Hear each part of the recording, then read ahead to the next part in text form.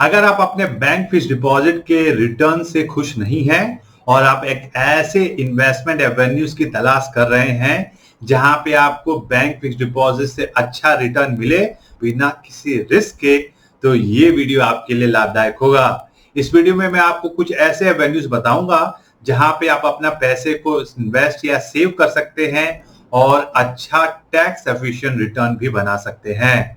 Hello दोस्तों, मेरा नाम शोभित है। मैं एक फिनबिज ग्रोथ एक्सपर्ट हूं और हमारी कम्युनिटी का नाम फिनबिज ग्रोथ क्लब है। हम एक ऐसे म्यूचुअल फंड डिस्ट्रीब्यूटर्स बना रहे हैं जो आपके सेविंग और इन्वेस्टमेंट हैबिट को चेंज करने की क्षमता रखते हैं। तो सबसे पहले चलिए समझते हैं, जब हम बात कर रहे हैं डेट इन्वेस्टमेंट्स की, तो डेट इन्वेस्टमेंट होता क्या है। डेट इन्वेस्टमेंट वो इन्वेस्टमेंट है जहां पे हम जो है एक फिक्स्ड इंटरेस्ट रेट पाते हैं या प्रॉमिस इंटरेस्ट रेट पाते हैं एक सर्टेन पीरियड के लिए, जिस पीरियड के लिए हम इन्वेस्टमेंट कर रहे हैं। तो ये आपको क्लियर हो गया कि भाई डेट होता क्या है। तो चलिए अब दूसरी चीज समझते हैं कि जब आप डेट में इन्वेस्टमेंट कर रहे हैं तो आपको क्या क्या चीजों से लाभ हो सकता है। जो सबसे पहली चीज जिसमें आपको लाभ होता है अगर आप डेट में इन्वेस्टमेंट कर रहे हैं, तो वो फर्स्ट है कूपन या इंटरेस्ट रेट। तो जो भी जहां भी आप सपोज आप बैंक फिक्स डिपॉजिट में पैसा लगा रहे हैं या कॉर्पोरेट एफडीज में पैसा लगा रहे हैं, तो वहां पे एक इंटरेस्ट रेट या कूपन आपको प्रॉमिस किया जाता है और वो कूपन आपको रेगुलर हर टाइम इंटरवल पे जैसा प्रॉमिस किया गया है वो आपको मिलता है।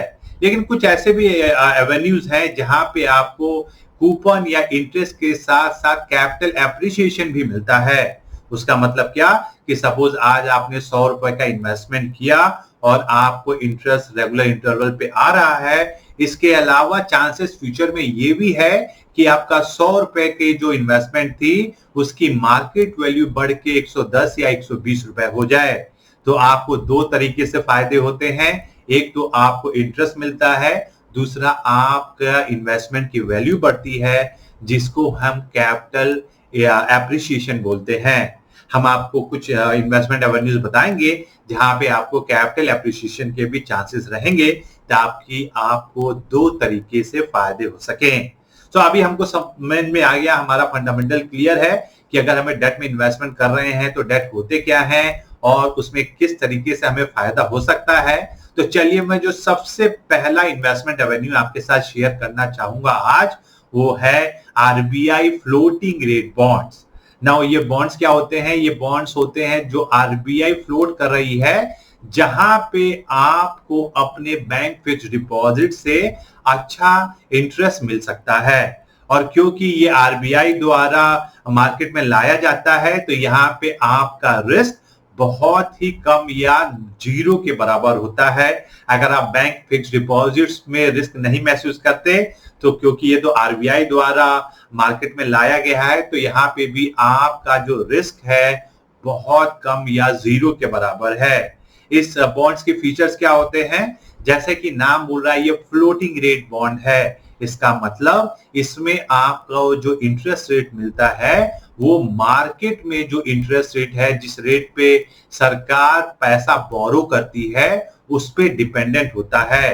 तो सपोज मार्केट में 5% का इंटरेस्ट रेट है जिस पे सरकार पैसे बोरो कर रही है, तो उस पे कुछ प्रीमियम लगा के आपको इंटरेस्ट दिया जाता है।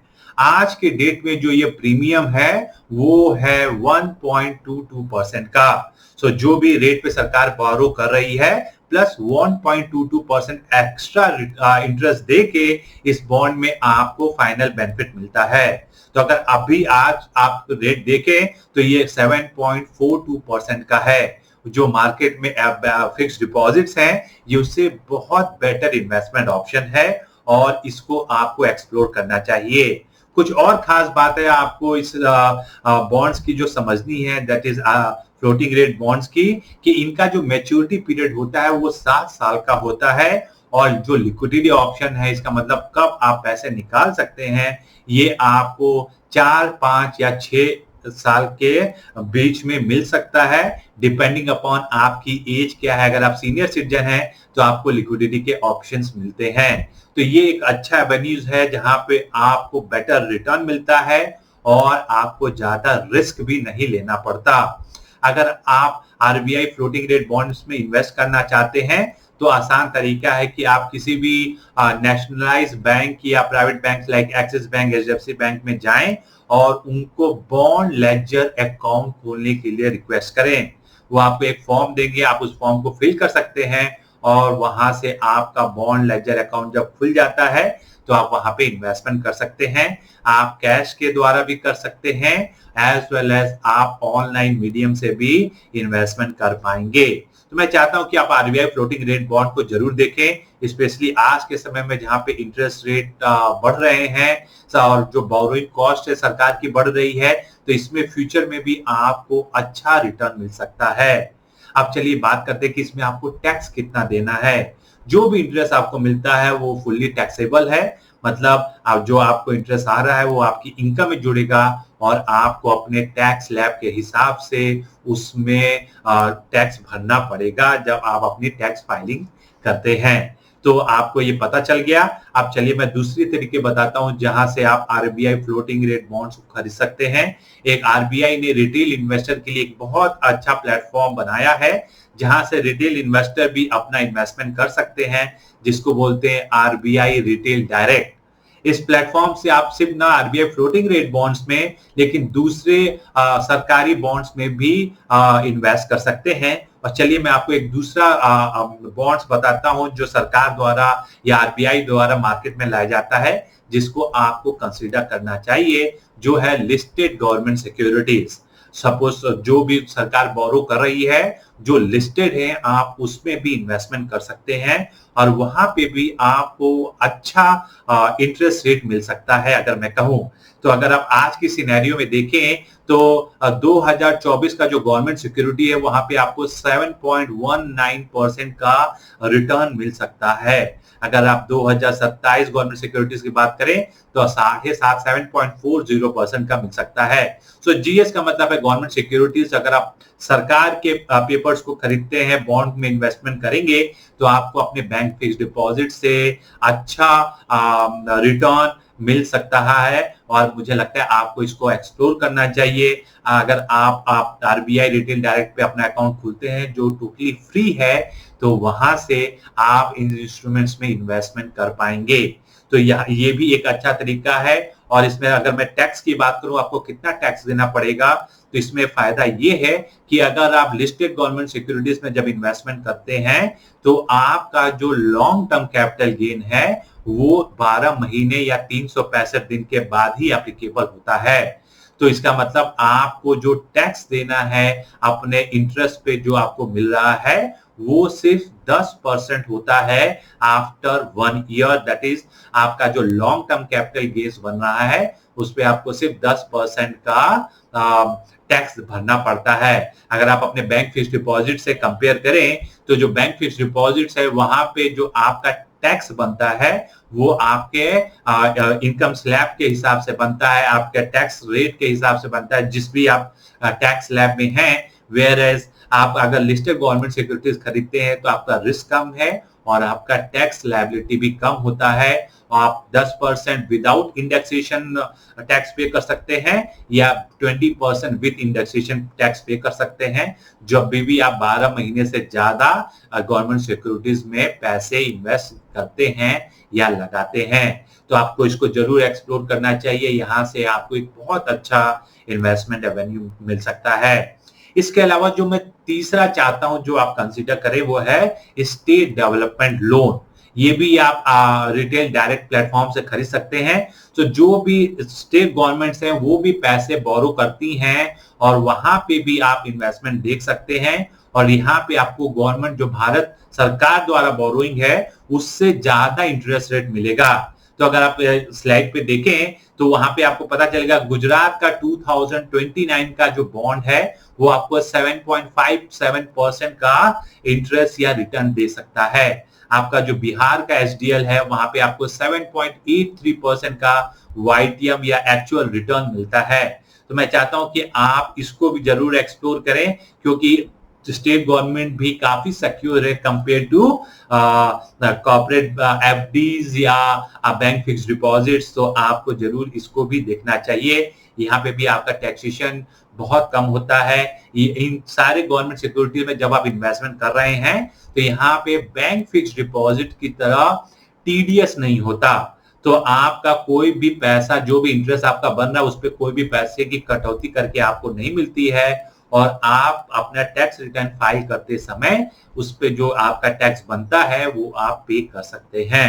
जो भी इंटरेस्ट का गवर्नमेंट सिक्योरिटीज में दिए जाते हैं, अगर आप एसडीएल की बात करें या गवर्नमेंट ऑफ इंडिया की बोरोइंग की बात करें, the frequency of interest rate अगर हम बात करें वेदर क्वार्टरली आएगा या हाफ ईयरली आएगा, ये जब आप इन्वेस्टमेंट कर रहे हैं तो वहां पे स्पेसिफिकली लिखा होता है। मैं चाहता हूं कि आप उसको पढ़ के समझें, लेकिन ये आपके बैंक फिक्स डिपॉजिट के लिए एक बहुत अच्छा ऑल्टरनेटिव हो सकता है, क्योंकि यहाँ पे आपको इंटरेस्ट रेट या एक्चुअल रिटर्न भी ज्यादा मिलता है और ये टैक्स एफिशिएंट भी होता है।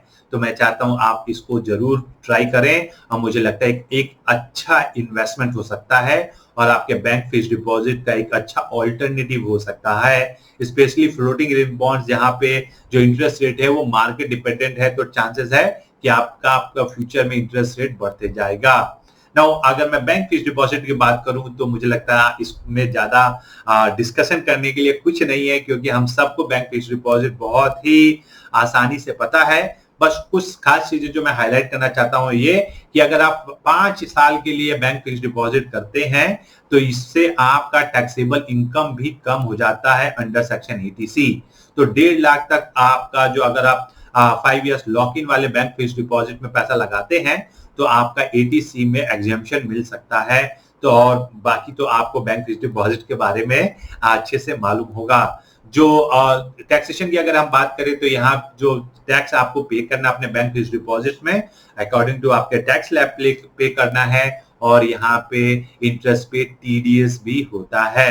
कितना टीडीएस होता है? अगर आपका साल में जो इंटरेस्ट कंपोनेंट है अगर वो 40,000 से ज्यादा है तो आपको टीडीएस कटता है 10% के हिसाब से। जो बैंक्स हैं वो टीडीएस काट के आपको देती हैं। अगर आप सीनियर सिटीजन हैं तो ये 50,000 रुपए है। 50,000 से ऊपर जितना भी इंटरेस्ट अक्रूड होता है, आप भले 5 साल की एफडी करो या 3 साल की या 10 साल की, आपका टीडीएस अकॉर्डिंगली डिडक्ट हो जाता है। अगर आपने फॉर्म 15H या 15G दिया है तब ये टीडीएस आपका डिडक्शन नहीं होता है, लेकिन ये इज डिपेंडिंग अपॉन आपका एनुअल इनकम के हिसाब से होता है। सो आई होप आपको समझ में आएगा कि एक अच्छा ऑल्टरनेटिव है जहां पे आपको गवर्नमेंट सिक्योरिटीज में अच्छा रिटर्न मिल सकता है और इसमें आपका डाइवर्सिफिकेशन भी हो सकता है। जो दूसरे डिपॉजिट्स की मैं बात करना चाहूंगा वो है कॉर्पोरेट एफडीज। यहाँ पे भी आपको जो सबसे बड़ा फायदा है, अगर आप प्राइवेट कंपनीज के बोरोइंग में इन्वेस्ट कर रहे हैं, वहां पे आपको हायर इंटरेस्ट रेट मिलता है। तो अगर आप कॉर्पोरेट एफडीज के देखें तो यहाँ पे 1 साल में 6.5%, 2 साल में 6.65%, और जैसे टेन्यूर बढ़ता है वहां पे इंटरेस्ट रेट भी बढ़ते जाता है और सीनियर सिटीजन को कुछ एडिशनल बेनिफिट भी मिलता है। यहाँ पे जो ध्यान देने वाली बात यह है दोस्तों, ये अगर आप कॉर्पोरेट फिक्स डिपॉजिट्स में पैसे लगा रहे हैं तो आपको उन कंपनीज के फंडामेंटल्स को भी चेक करना चाहिए। और फंडामेंटल चेक करने का सबसे अच्छा तरीका है कि आप उनकी क्रेडिट रेटिंग्स देखें। क्रेडिट रेटिंग आपको बताती है कि कंपनी का फंडामेंटल्स कितना अच्छा है, कितना रिस्की है या कितना कम रिस्की है। अगर आप कंपनी के रेटिंग को AAA मिला हुआ है मतलब वो सबसे अच्छी रेटिंग है, कंपनी के फंडामेंटल्स अच्छे हैं। अगर AA है या सिंगल A है तो आपको उस हिसाब से अपना इन्वेस्टमेंट डिसीजंस लेना चाहिए। तो कॉर्पोरेट एफडीज को भी मैं चाहता हूं आप जरूर एक्सप्लोर करें और कभी कभी यहाँ पे एक आपको अच्छा एवेन्यूज मिल सकता है। जो फिक्स इनकम के हिसाब से अगर हम बात करें तो पोस्ट ऑफिस स्कीम्स को भी आपको जरूर कंसीडर करना चाहिए, क्योंकि पोस्ट ऑफिस स्कीम में भी आपको गवर्नमेंट का सिक्योरिटी मिलता है और वहां पे भी कुछ ऐसी स्कीम्स हैं जहां पे आपको एक अच्छा रिटर्न का ऑप्शन मिल सकता है।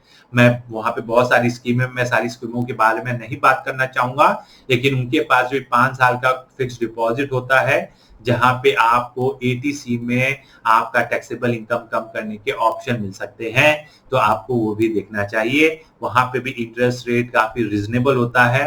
तो अगर आप 5 साल का फिक्स डिपॉजिट की बात करें तो वहां पे आपको बैंक फिक्स डिपॉजिट्स के इक्विवेलेंट या उससे थोड़ा बेटर रिटर्न मिल सकता है, जो आपको एक्सप्लोर करना चाहिए।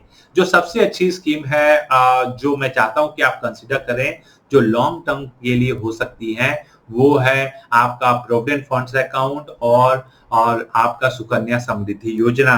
ये दोनों स्कीम में आपको दूसरे एफडीज या डिपॉजिट स्कीमों से बेटर रिटर्न मिलता है, लेकिन उसके अलावा जो सबसे इंपॉर्टेंट बात है वो ये कि इन दोनों स्कीम में आपको ट्रिपल ई बेनिफिट मिलता है।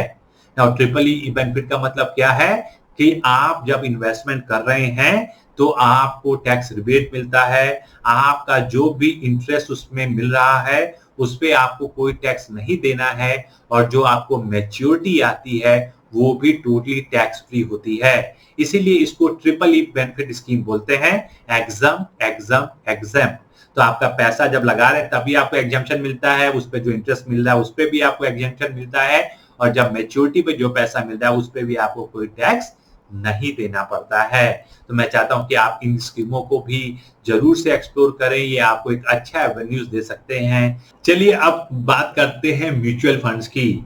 म्यूचुअल फंड्स में भी आपको डेट इन्वेस्टमेंट्स के काफी अच्छे एवेन्यूज मिल सकते हैं, और मैं आपके साथ कुछ स्कीमों के बारे में डिस्कस करूंगा जो आपको एक अच्छा प्लेटफॉर्म दे सकते हैं अपने डेट इन्वेस्टमेंट्स को डाइवर्सिफाई करने के लिए।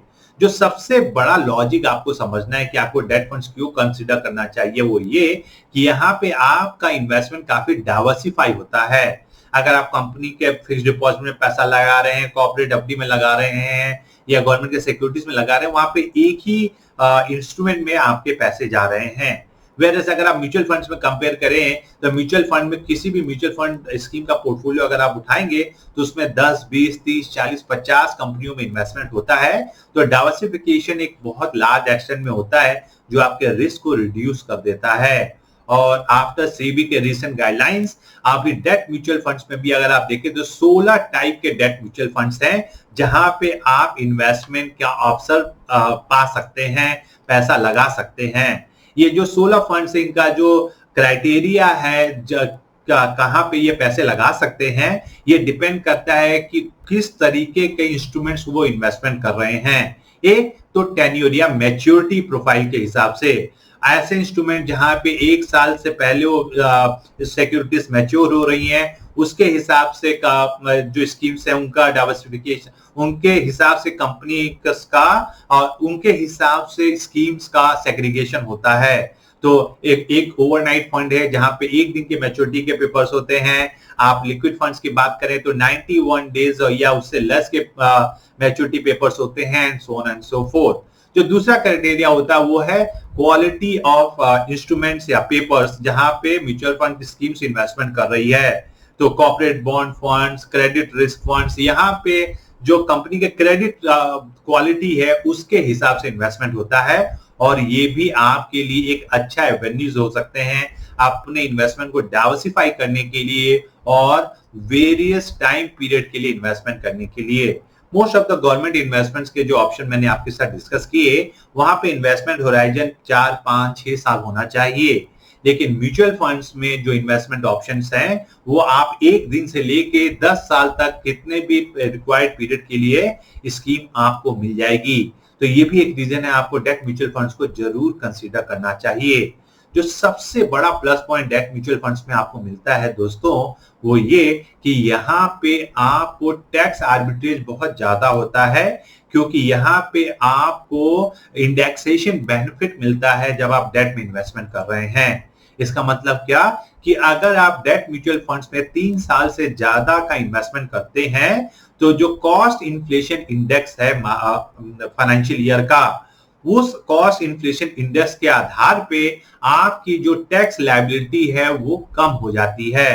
तो अगर आप 3 साल से ज्यादा का इन्वेस्टमेंट कर रहे हैं तो आपको आपके डेट म्यूचुअल फंड इन्वेस्टमेंट में इंडेक्सेशन बेनिफिट मिलती है, और उस एक्सटेंट तक जितने टाइम के लिए आप इन्वेस्टमेंट कर रहे हैं उस टाइम पीरियड में जितना भी इन्फ्लेशन होता है उस इन्फ्लेशन रेट तक आपको कोई भी टैक्स देने की जरूरत नहीं है। इसको इंडेक्सेशन बेनिफिट बोलते हैं। तो अगर आप सीआई इंडेक्स को देखें तो हर साल ये बढ़ते रहता है और जितने रेट से ये बढ़ रहा है उतने रेट तक आपको कोई भी टैक्स देने की जरूरत नहीं होती है। तो इस वजह से भी आपको डेट म्यूचुअल फंड को जरूर कंसीडर करना चाहिए, जहां पे आपका इंडेक्सेशन की वजह से टैक्स लायबिलिटी बहुत कम हो जाती है।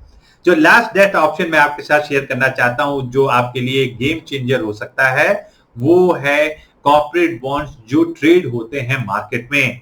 इन पेपर्स को अगर आप बीएससी या अपने स्टॉक ब्रोकर के थ्रू खरीदें तो यहाँ पे आप एक अच्छा रिटर्न बना सकते हैं, अच्छा इंटरेस्ट कमा सकते हैं और यहाँ पे आपका जो टैक्स लायबिलिटी है वो भी काफी एक्सटेंड तक कम हो सकता है। तो अगर आप देखें नाबार्ड का जो पेपर है उसका करंट वाईटीएम 5.27% का है और यहाँ पे आपको अगर आप इन्वेस्टमेंट कर रहे हैं तो ये सरकारी कंपनी है, यहाँ पे आपको एक अच्छा डाइवर्सिफिकेशन मिल सकता है। अगर सब इंटरेस्ट रेट की बात करें तो अगर आप देखें यूपी पावर कॉर्पोरेशन लिमिटेड का जो यील्ड है, मतलब एक्चुअल बेनिफिट जो आपको मिलने वाला है वो 10.202% का है। तो अगर आपने इस पेपर में पैसे लगाए तो आपको 10.02% का रिटर्न मिल सकता है। लेकिन जो रेस्ट्रिक्शंस है यहाँ पे वो ये आपको समझनी है कि अगर आप कॉर्पोरेट बॉन्ड्स में डायरेक्ट परचेस करना चाहते हैं तो इन्वेस्टमेंट का जो थ्रेशोल्ड है वो 10 लाख से ऊपर का होता है। तो अगर आप लंबे समय के लिए अच्छा रिटर्न, अच्छा इंटरेस्ट कमाना चाहते हैं, आप ज्यादा रिस्क नहीं लेना चाहते हैं, तो आपको कॉर्पोरेट बॉन्ड्स को भी जरूर खरीदना चाहिए एक्सचेंजेस के द्वारा, जहां पे आपका जो फायदा है उस पे सिर्फ 10% विदाउट इंडेक्सेशन या 20% इंडेक्सेशन का टैक्स आपको देना पड़ता है गेन्स पे। सो आई होप मैंने आपको बहुत सारे ऑप्शंस दिए होंगे, कुछ आप जानते होंगे, कुछ आप नहीं जानते होंगे, कुछ आप एक्सप्लोर करना चाहते होंगे। आपके बैंक फिक्स्ड डिपॉजिट्स के बहुत सारे ऑल्टरनेटिव मैंने आपके साथ डिस्कस किए।